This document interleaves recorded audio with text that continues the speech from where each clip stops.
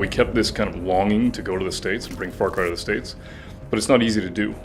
The idea of going to a frontier in the States and bringing you to a place that you kind of know already. And just the concept that the thing that's in your backyard could be even more exotic than going 1,000 miles away. And that's why we brought it to the States. I am your father, and you are my children. We have to compete with ourselves. We built Voss, we built Pagan Min, we wanted the father to be amazing. A cult leader who absolutely unequivocally believes that the end of times is coming and that he needs to save as many people as he can, whether they want to be saved or not, was, I think, the genesis for what we built.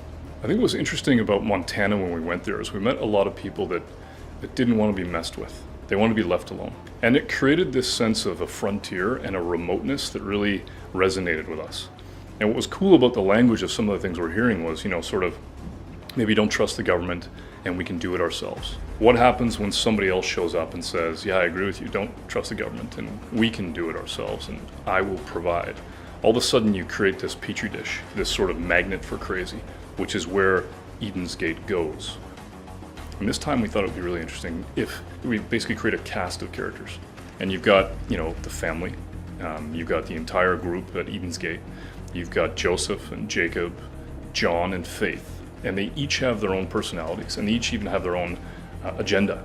But then at the same time, you have all the characters that you have out in the open world. So you've got Mary May and Nick, and you've got Pastor Jerome, and a host of other characters that you can meet and interact with. And when we see those characters come to life, and we see that they're not just AI waiting around to give you a mission, they have real personalities, they have opinions about stuff. The world feels real. You're gonna need to get help. And when we were in Montana, we met really interesting people that we imagined could really take care of themselves. I think that what's cool about that is that you go out into the world and you meet people for the first time. You don't know them. Maybe they don't trust you. But if you can strike up a deal with them, if you can have a conversation with them and make them part of what it is that you're building, they can join your resistance. And now you have a guns for hire that comes with you.